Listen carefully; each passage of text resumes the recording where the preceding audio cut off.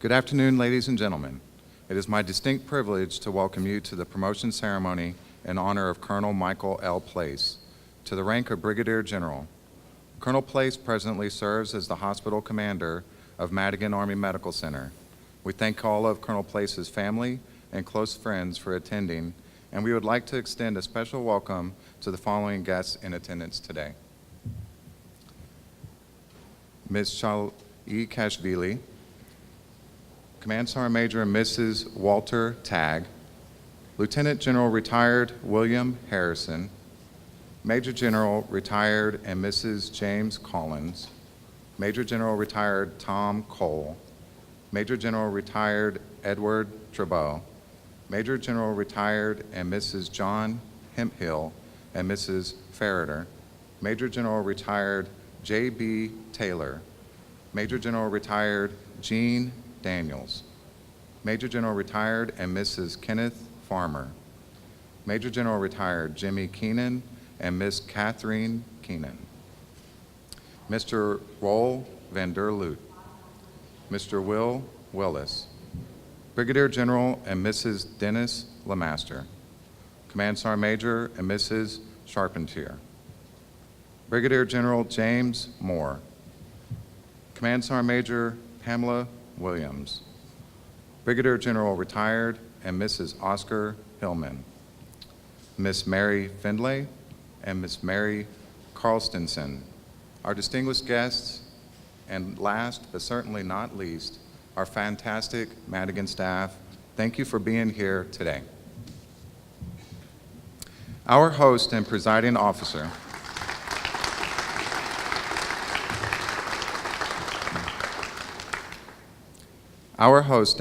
officer, for today's ceremony is the Director, National Capital Region, Medical Directorate, Defense Health Agency, Major General Ronald J. Place. Today's ceremonial music is provided by the 204th Army Band. The brass quintet for today's ceremony is led by Sergeant Adam Buell. Ladies and gentlemen, please stand for the arrival of the official party and remain standing for the national anthem and the invocation delivered by Chaplain Major Nichols. Major General Place has deferred honors for Colonel Place after his promotion.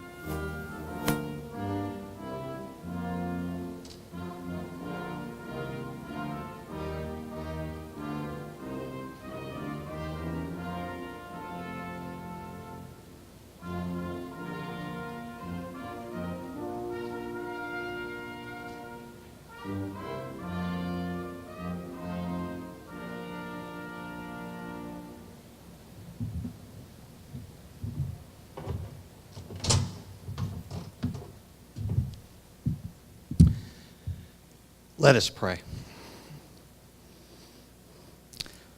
Almighty God, creator of all, as we gather to celebrate the promotion of Colonel Michael Place to the rank of Brigadier General, our hearts are filled with happiness for him and his whole family.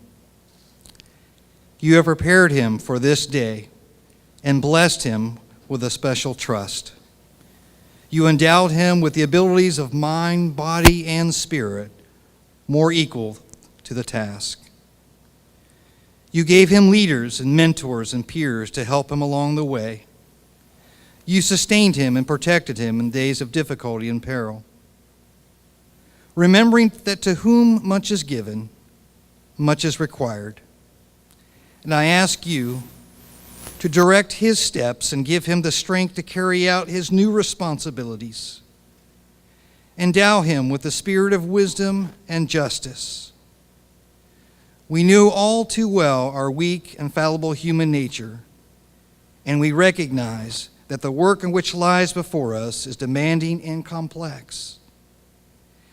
And yet, O God, I thank you for calling us to this difficult and rewarding work of military service. And so lead Brigadier General Place and all of us, Lord, in the way of peace. Unite us in the spirit of service. Nourish and sustain us in our vocation. For the sake of your holy name, we pray. Amen.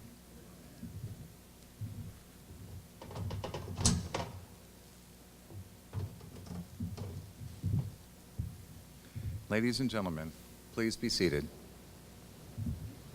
At this time, Colonel Place is presenting tokens of appreciation to his family.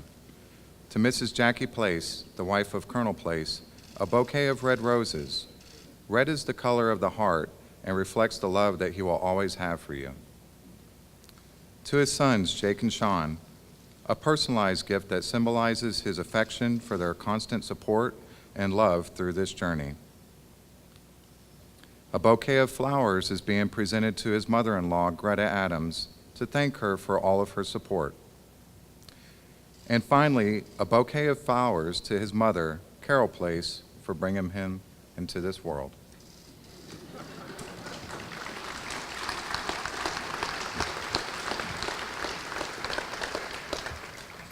It is my honor and pleasure to introduce Major General Ronald Place.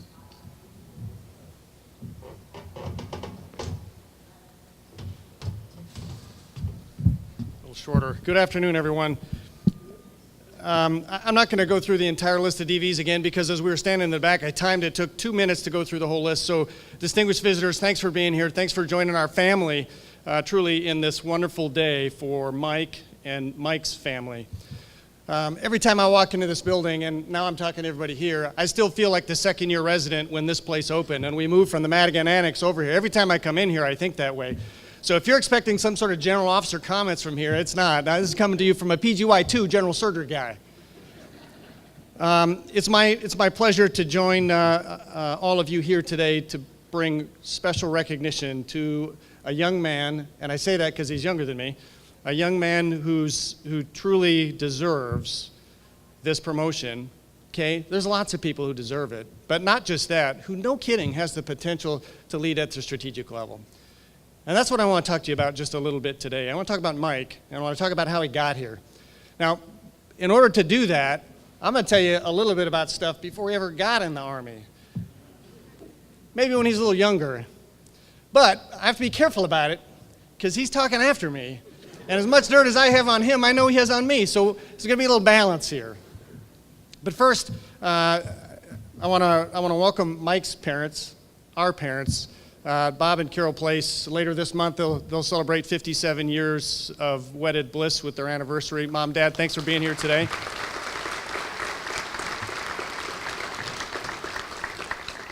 We have our older brother, Tom, who's here, and if you think Mike's smart, or if you think maybe I'm as smart as Mike, get over that. Tom is by far the smartest of the bunch of us here.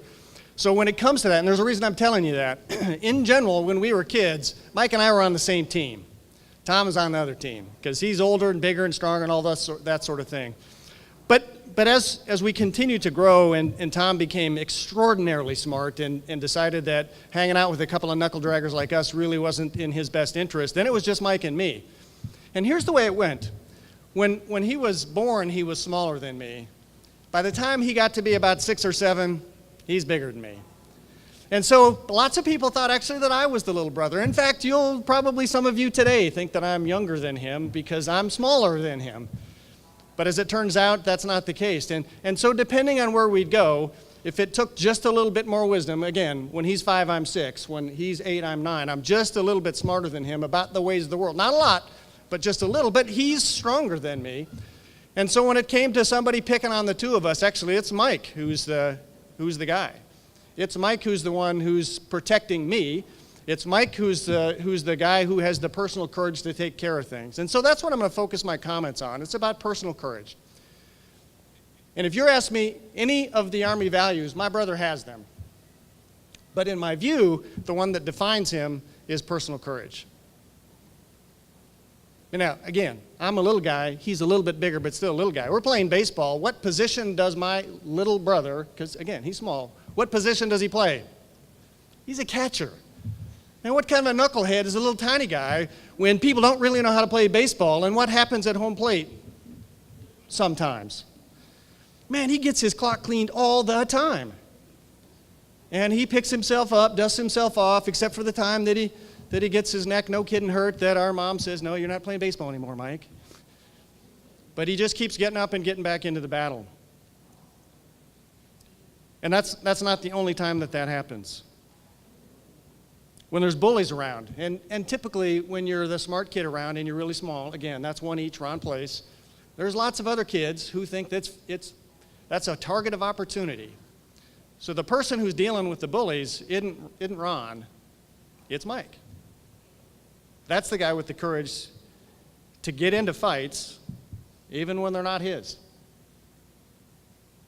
My older brother and I, when it comes time to go into college, we go to college, we're from South Dakota, we go to college in South Dakota. Kind of want to stay close to home. Not Mike. He's striking out for the great unknown.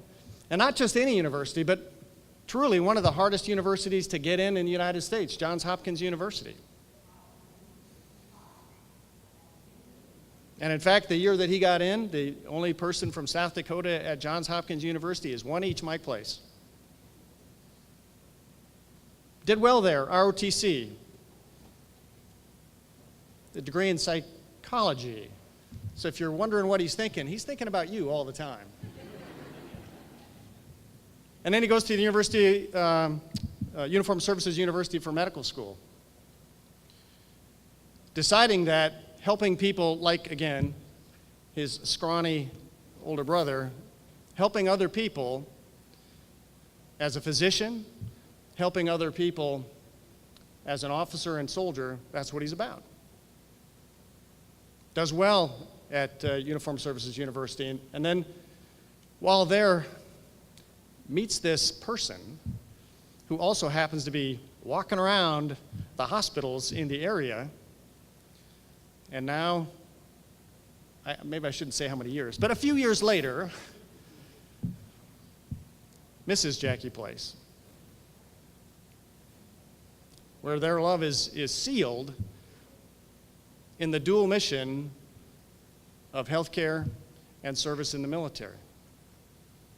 And that frames their entire life together once he celebrates, or once their wedding happens the day after you graduated? 3 days after you graduated. I know I was there for it. And I'm a general surgery intern at this time, so I'm not sleeping. It could have been a week later for all I knew. So now they're married, and they head off to Fort Benning, where he's going to be a family medicine resident. And lo and behold, he's actually pretty good at that. And he's good enough at it, in fact, that by the time he's in his third year, he's the chief resident. Once again, when someone has to lead, there's Mike. Now, in general, once we finish our residencies, what do all of us look to do? We look for somewhere to go and practice, to do the thing that we've spent so much time learning how to do and perfecting that craft. So he decides he's going to do that, but he's going to do it in a way that is just as hard as you can possibly think of to do it. The Ranger Regiment. And not as one of the battalion surgeons, but as the regimental surgeon, as a captain. And in fact, as a captain with 3 years in rank.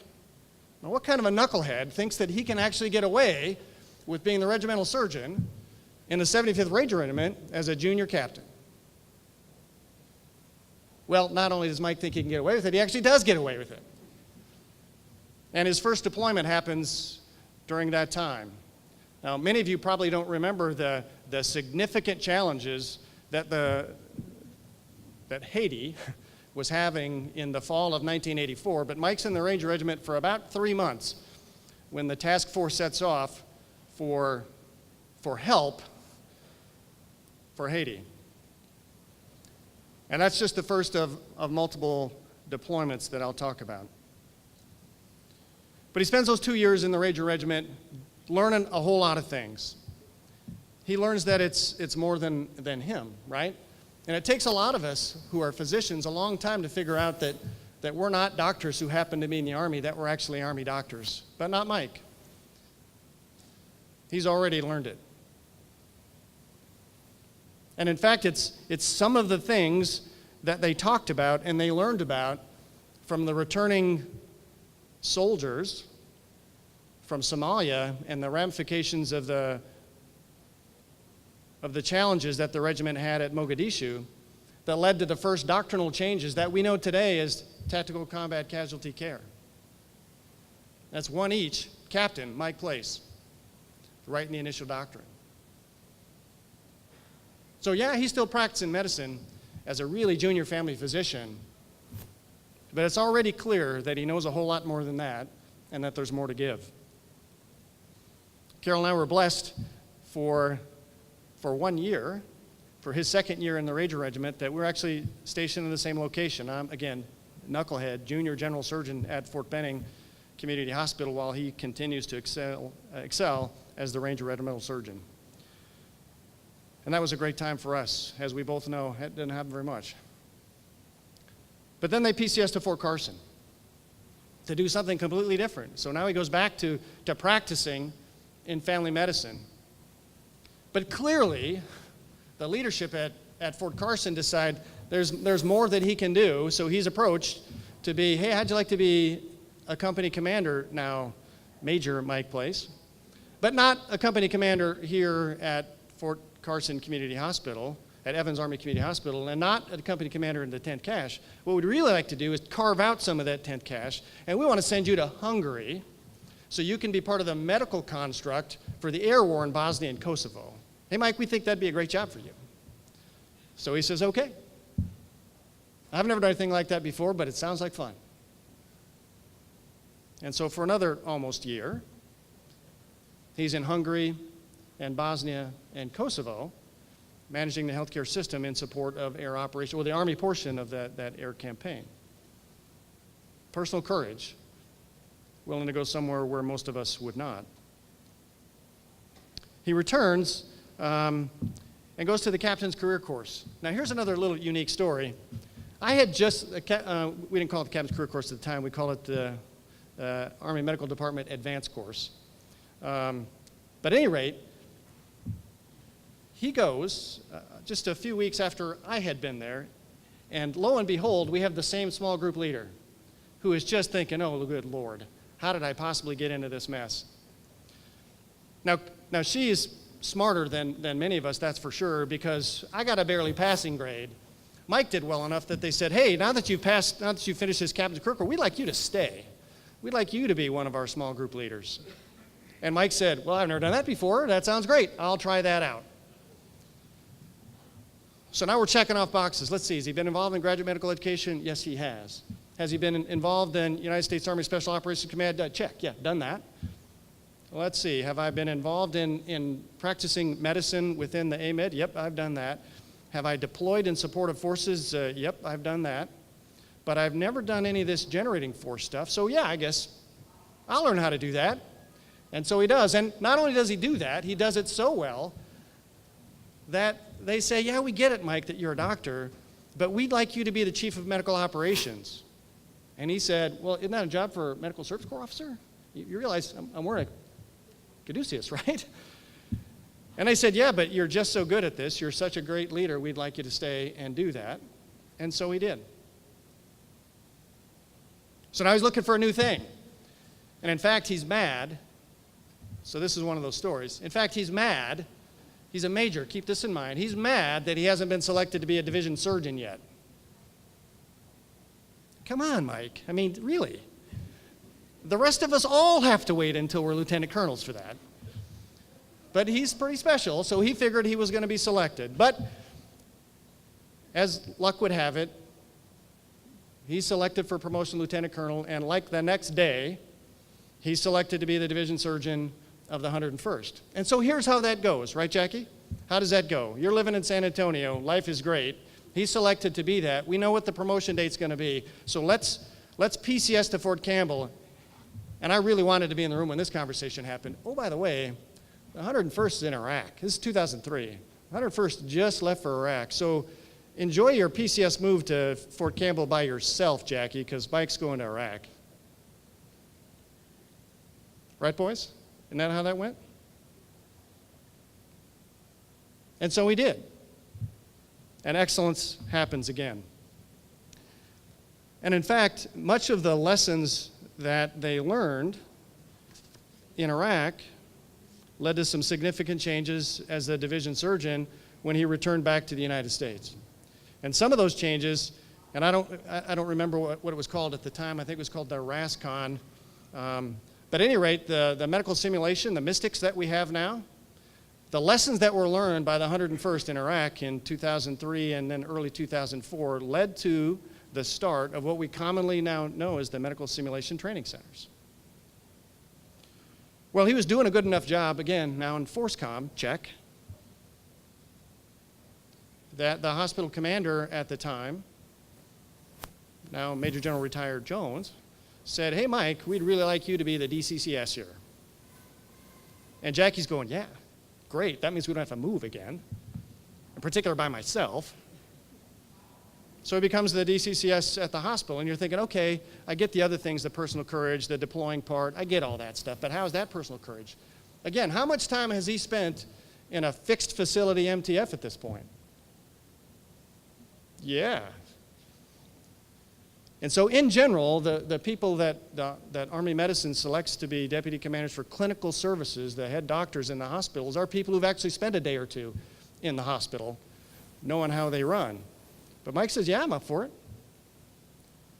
And people said, yeah, but Mike, I mean, nothing against the people at Fort Campbell at Blanchfield Community Hospital at the time, but quality of care there, at least by looking at the metrics that we're following, they're not fantastic. Are you sure you want that job?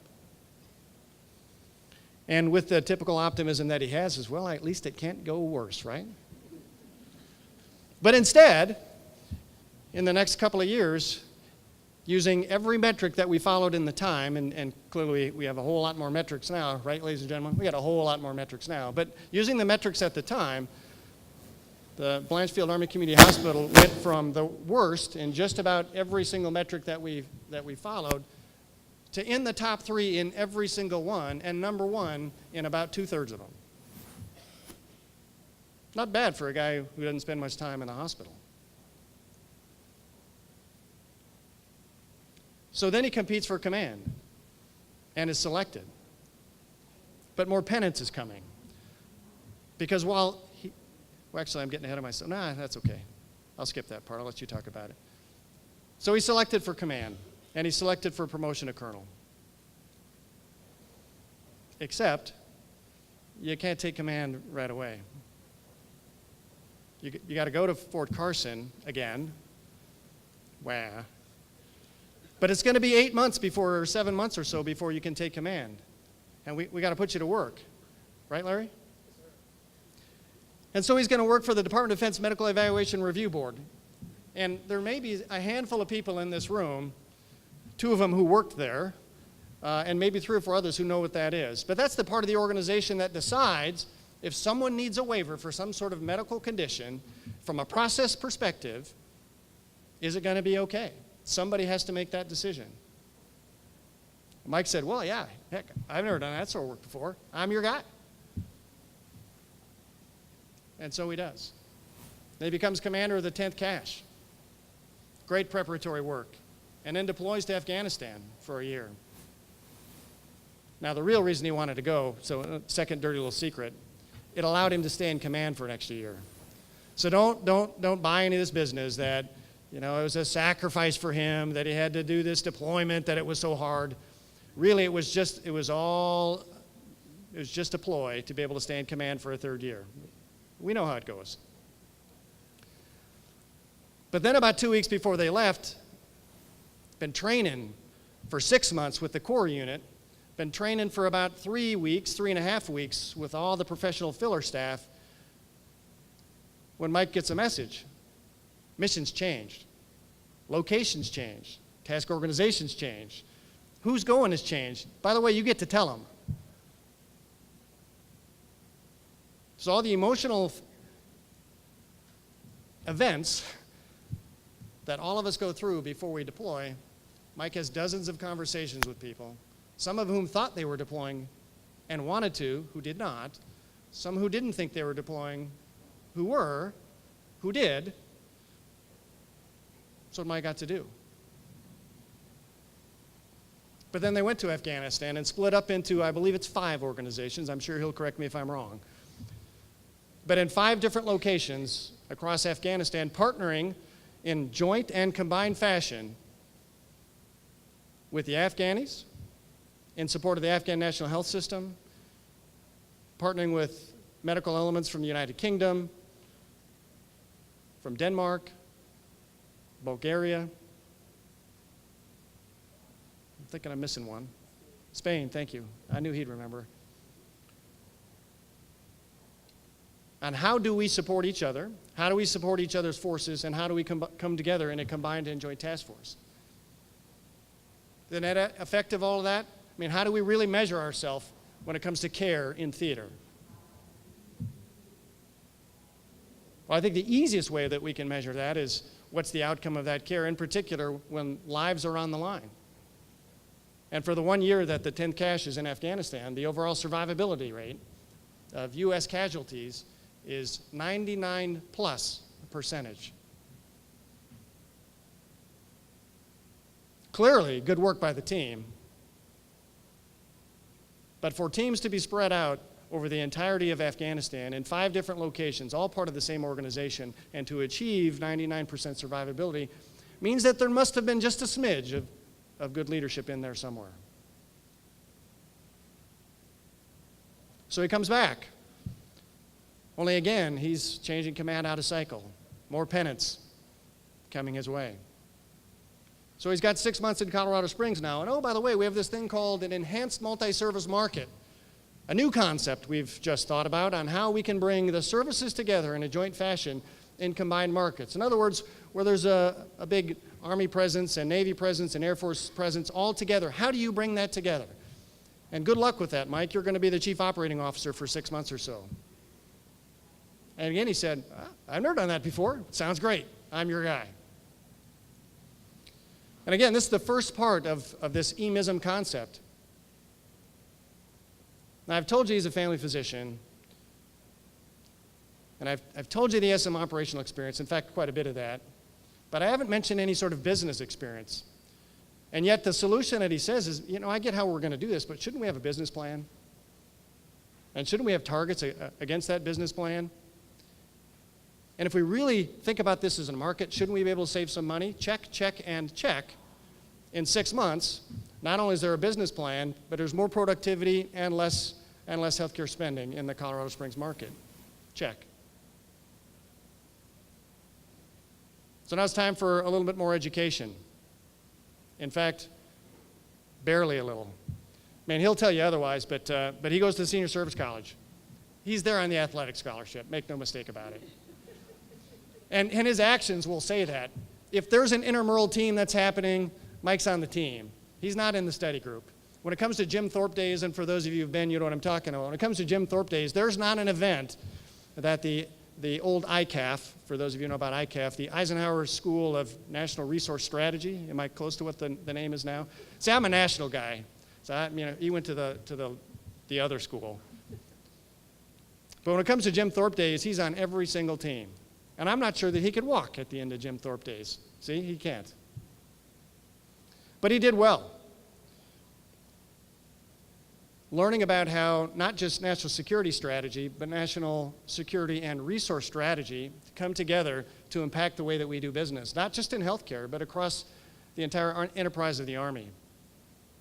And to make use of that skill set, the Army sends him to the Assistant Secretary of the Army for Manpower and Reserve Affairs to be the medical deputy, where he has a direct effect on policy implications, not just for military medicine, but for the Army, for things that have any sort of impact on not just medical, but all personnel systems, all family systems. And then he's selected to come here. I'm not going to talk about here. I'm pretty confident that General Master is going to talk about here tomorrow at the change of command, so I'll skip that one for now. But again, cheater that he is, now how many years do people get to command brigade-sized elements? 2, right? I already told you, in his cash command, he got 3. Well, now there's more whining happening. MHS Genesis coming, Joint Commission's coming, it's in the Pacific Northwest, it's far away. What other excuse can I think of to get an extra year of command? That came out of his mouth. And yet, again, that psychology degree I told you about, he manages to convince the Surgeon General that that would be a good idea. So not just once, but twice, 3 years in command. And here we are today. So if the job is to learn, if the job is to understand how tactically military medicine, Army medicine fits into the scenario, if the job is to be able to collectively bring those tactical units together and understand their operational environment, if the job then is to take that learning and make a strategically thinking officer, that's what we have. From a policy perspective, from a generating perspective, from a forces command perspective, from a special operations command perspective, from the politics and policy of the Pentagon perspective, check, check, check, check, and check. That's my brother.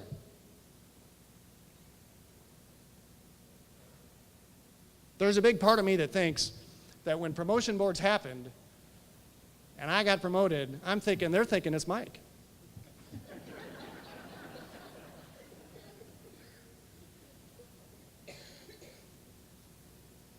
But that's who we have here today. We have a young man who's been a protector his whole life, who lives every single one of the Army values, but in my opinion, has espoused personal courage from the day he was born, whose mission in life is to serve other people, to help his family and every other family. I could not be more proud of the man I've called my best friend for my entire life, second to my wife since we've been married. But that's who we're honoring today.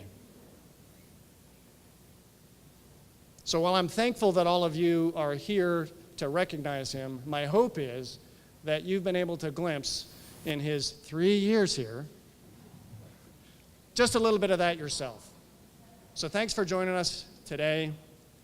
Thanks for being here to recognize my brother. Let's get on with promoting him. Thanks, Mike.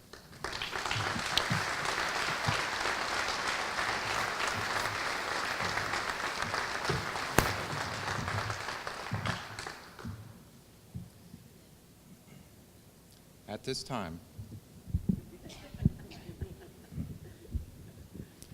this time, Colonel Michael Place and his family will join Major General Place at center stage.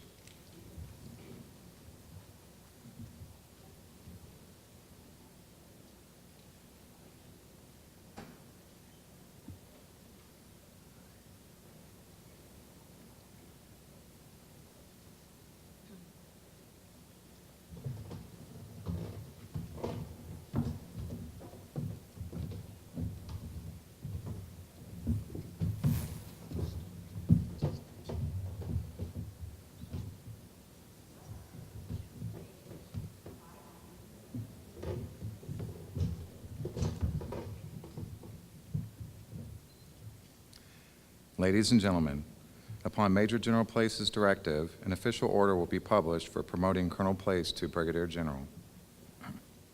In 1775, the Continental Congress commissioned George Washington as General and Commander-in-Chief.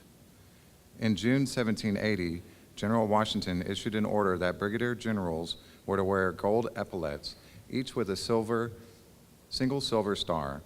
Today, the General Officer Star remains the oldest rank insignia still worn by the officers of our armed forces. Ladies and gentlemen, please remain seated for the publishing of the orders. Publish the order. Attention to orders. The President of the United States has reposed special trust and confidence in the patriotism, valor, fidelity, and professional excellence of Michael L. Place.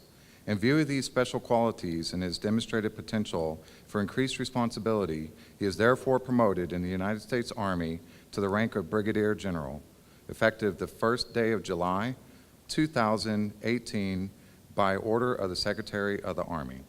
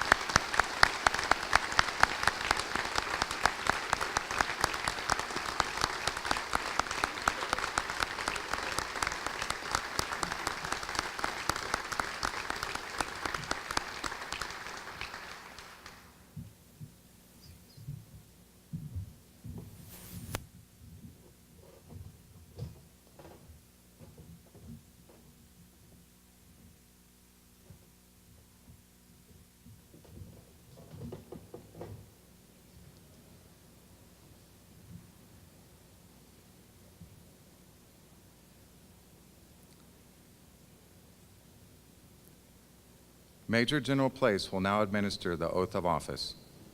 Actually, stand at ease.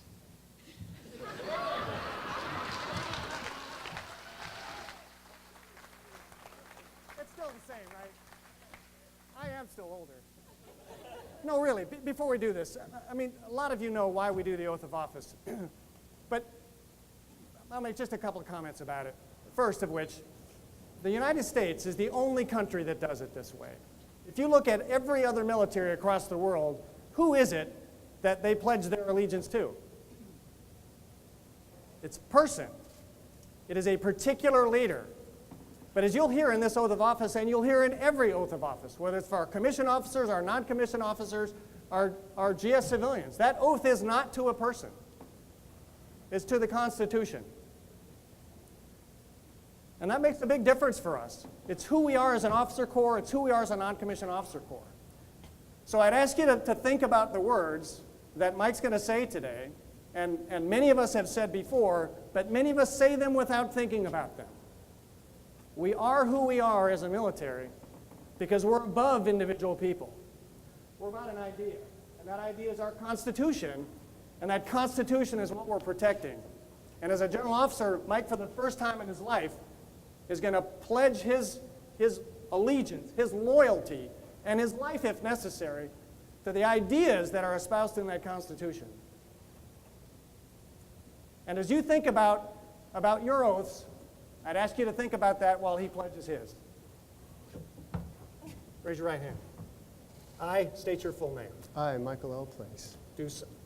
Having been appointed an officer having been appointed an officer in the rank of Brigadier General, in the rank of Brigadier General, do solemnly swear do solemnly swear that I will support and defend that I will support and defend the Constitution of the United the States Constitution of the United States against all enemies, against all enemies, foreign and domestic, foreign and domestic, that I will bear true faith that I will bear true faith and allegiance to the and same, allegiance to the same, that I take this obligation freely that I take this obligation freely without any mental reservation without any mental reservation or purpose of evasion, or purpose of evasion, and that I will well and faithfully and that I will well and faithfully discharge the duties discharge the duties of the office upon which I'm about to enter. of the office upon which I'm about to enter. So help me God. So help me God.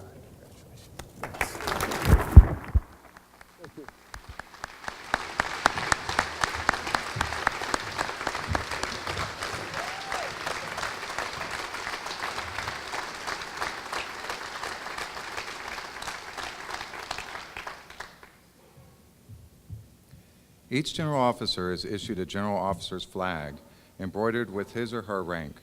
The general officer's flag, when displayed, signifies the general's presence and respect and courtesy afforded to the rank of general officer. At this time, Brigadier General Place, Command Sergeant Major Bivens, and Specialist Brian Mejia, Madigan Soldier of the Year, will encase and unfurl the flag displaying 1 star, representative of an Army Brigadier General.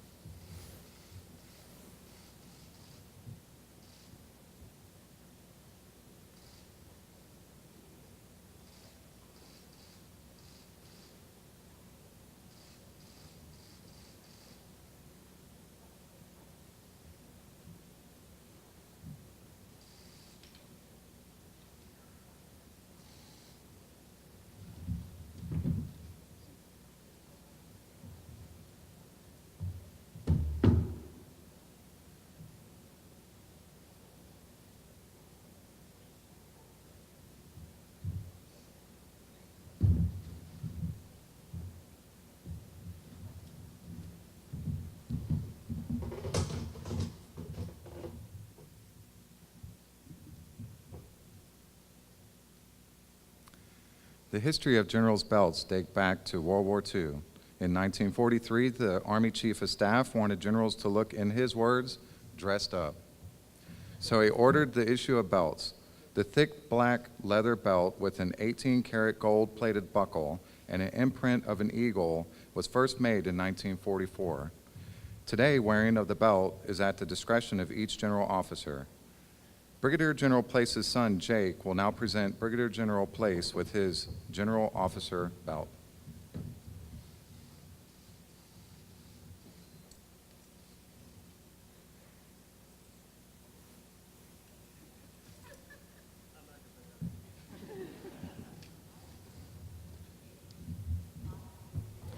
Brigadier General Place will now be presented with his General Officer Sidearm.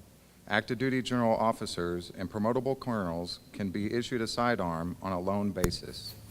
The pistols are procured exclusively for general officers. Dating back to World War II and over the years since, the general officer sidearm has come in various calibers, manufacturers, and sizes. Today, a general's sidearm, the Sig Sauer compact model M18 of the military standard 9mm issue. The serial numbers are prefixed with GO and are unique to each general officer. The loan of the sidearm is valid until retirement from active duty, at which time the general officer can purchase the weapon or return it. If returned, the weapon is destroyed. At this time, Brigadier General Place's son, Sean, will present him with his sidearm.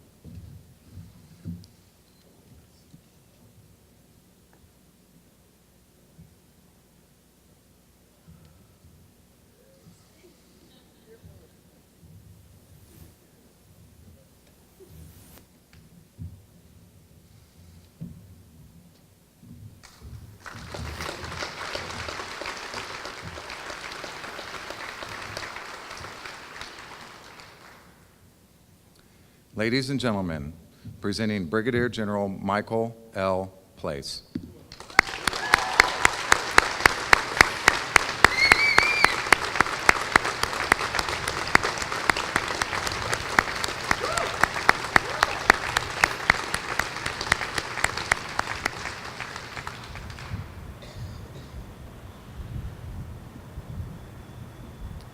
For the benefit of our distinguished guests who have not previously had the opportunity to observe the rendering of honors, it is appropriate that a brief explanation of the historical significance of this part of the ceremony be given.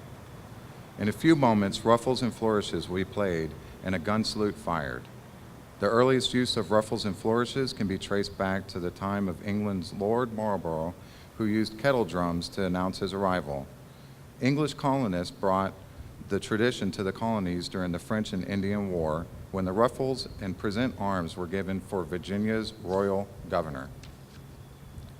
In 1776, the Continental Army authorized a fife and drum unit to give 2 ruffles for a major general and 1 for a brigadier general. Current practice is to play ruffles equal to the number of stars a general officer possesses. After ruffles and flourishes are played, a gun salute will be rendered. A military salute by an installation having appropriate artillery was first authorized in March 1819 by the Department of War. Today, Brigadier General Place will receive 1 ruffle and flourish and an 11-gun salute. Ladies and gentlemen, please rise for the presentation and honors.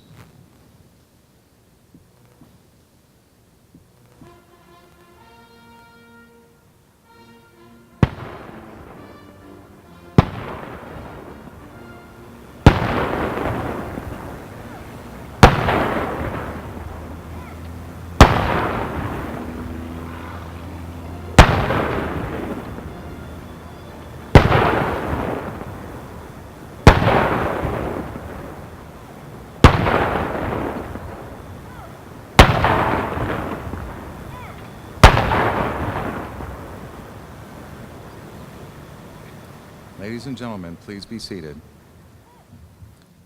The Firing Battery Commander, Lieutenant Dennis Segrew, is now presenting Brigadier General Place with a PAC-75 shell casing.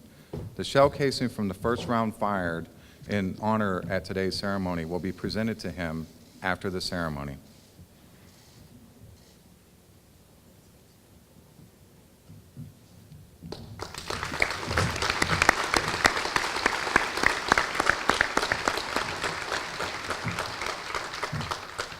Ladies and gentlemen, it is my honor and distinct pleasure to present to you Brigadier General Michael L. Place.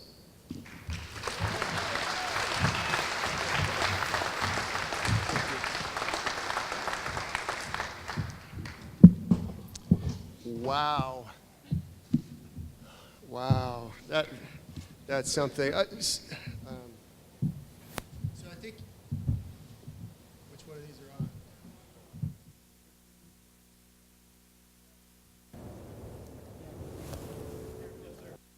No, it's on. Oh, yeah, it's way on. Hey, this is Shally Kashvili. Thank you for joining us. General Place, General Master, General Moore. Wow. Retired general officers, obviously family, friends, the congressional delegation, some of our partners here from the Air Force, the Navy. We've got friends from line units just left and right. The whole bank of retired now deputies that I have back there, thank you for coming. Thank you for the adjutants. All 4 of them are here, and both XOs for the 3 years I've been here. So, and yes, I could go on for hours, whether you can hear me or not. But what you probably learned about our family today is that there's an element in truth in most of the things that we say, but not all of them. There has been some embellishment that goes on. I also want to recognize and thank any Gold Star families that we may have here present. Thank you for your service. I'd also like to thank the families of any deployed service members that we have here. So I don't know if there are any, but as you heard or may have heard that Madigan was among the first units to send folks to what is our current conflict, our global war on terror, whether it's in Afghanistan, Iraq, or any place else across the globe. And I know that because I know somebody who deployed with the first element out of this hospital, and that would be General Place. So since that time, we have always had someone deployed. In my 3 years here, it's been anywhere from as low as 19 to as many as, I think it was 58 was the highest number that we had.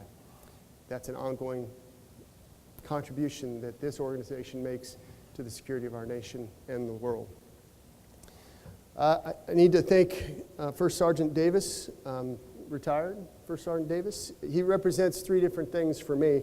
First, he represents non-commissioned officers. I actually was the one who was able to make him a first sergeant, so that's kind of special.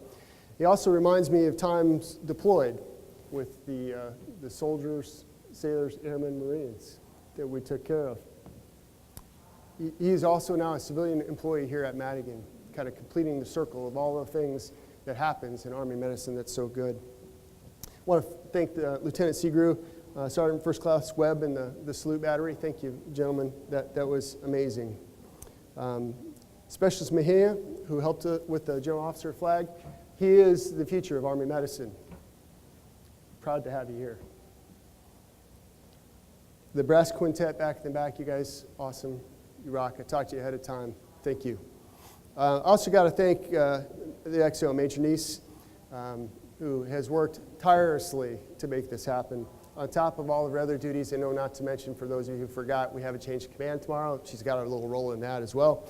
Also like to thank the protocol folks, the facilities folks, Troop Battalion, PAO, VI, and all the rest of the crew, because I know you're out there who work so hard to make this thing happen. So good on you. Thank you very much.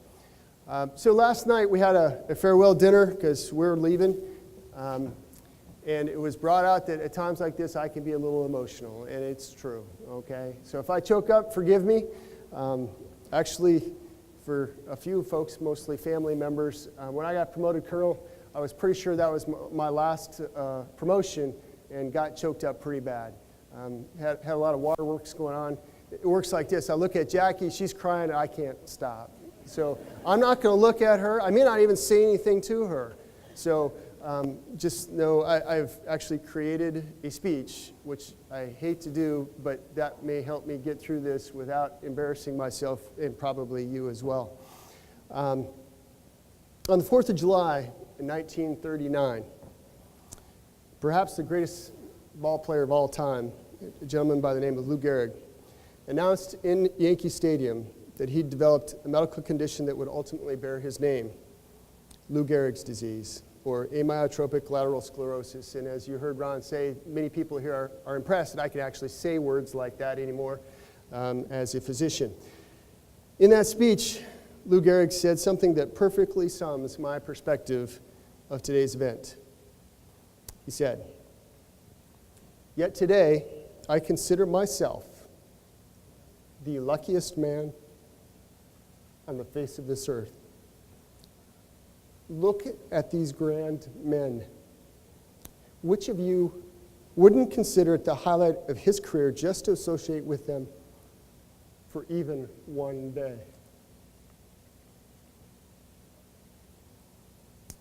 Well, I am indeed the luckiest man on the face of the earth.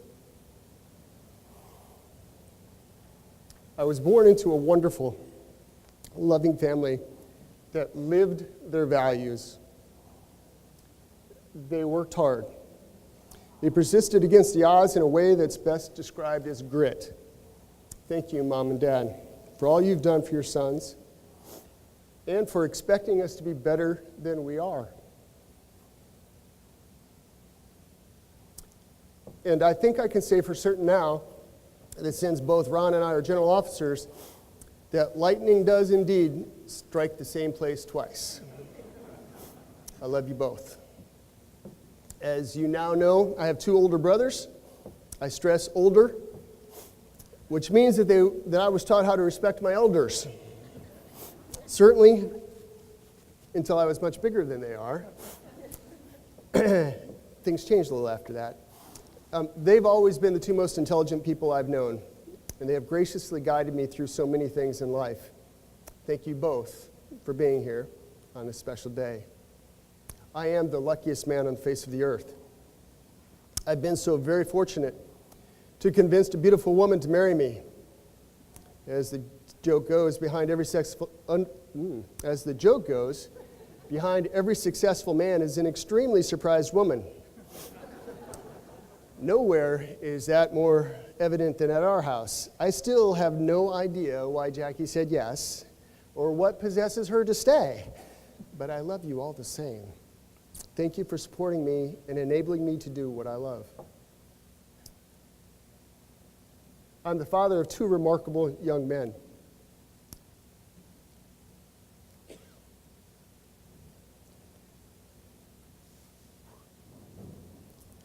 You are much better than I deserve.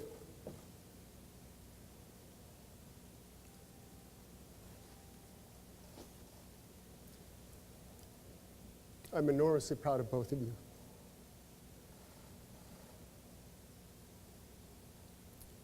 So I'm the luckiest man on the face of the earth.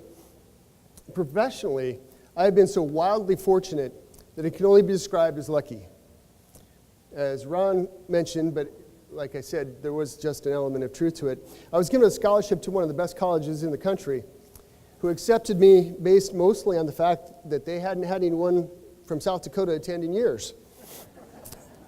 I was accepted as an alternate then into medical school, yet somehow graduated in the top half of the class, maybe not at the top of the class, but certainly the top half.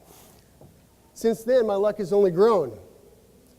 By the time I completed my first tour of duty outside of residency, no kidding, by the time I completed my first tour of duty outside of residency, I'd worked with and been mentored by what would be eventually Generals Farmer, Spaulding, Cussman, Jackson, Basinski, Farrader, Champeau, Volpe, McChrystal, Hickman, Townsend, Mayville, Carrilla, and a host of others. You might have heard of a couple of those folks. First tour of duty after residency. I also had the opportunity to be trained by some of the finest non-commissioned officers in the world who made me a better soldier, leader, and person at every turn. Thanks to each of you for caring enough to make me a better soldier and leader. I am the luckiest man on the face of the earth. I've been given the great privilege to work with some of the finest people on the planet. I've witnessed enormous courage,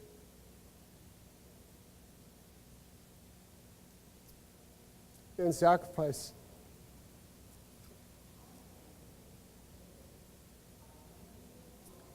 On the behalf of our country, by our soldiers and other service members, typically the most humble people you can meet. I've been deeply honored by being allowed to command those amazing soldiers and civilians of Army medicine, in particular those from Madigan. I cannot express to you the depth of my admiration for what you do every day. You awe me with your endless devotion to duty and the sacrifices you make to serve our country. It continues to be my greatest privilege to be counted among you. So, today, I might be pinning on the star Brigadier General, but rest assured that I know that I've been carried by a host of others. I am, in fact, the luckiest man on the face of the earth. Thank you for sharing this day with us.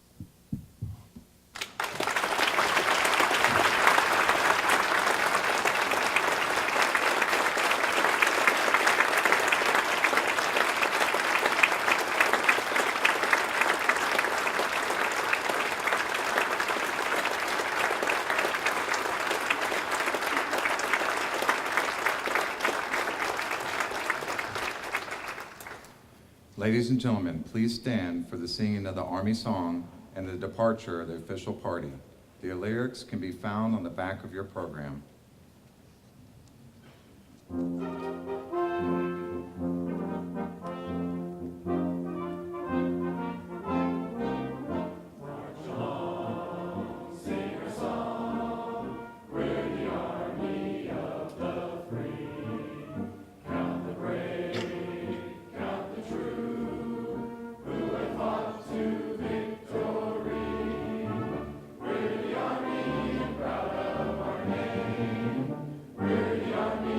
Proudly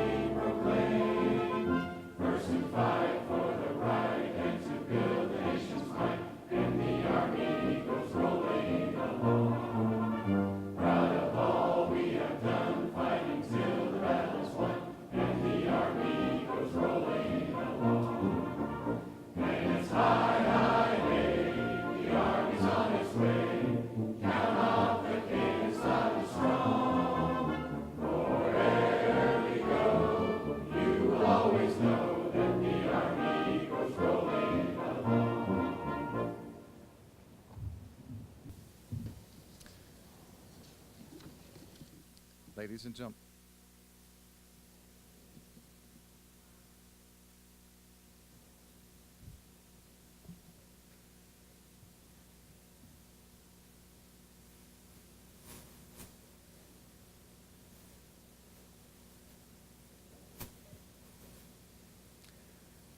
Ladies and gentlemen, this concludes the ceremony.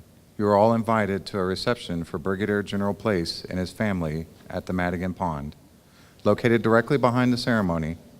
Thank you for sharing this special day with the Madigan family. Care with compassion.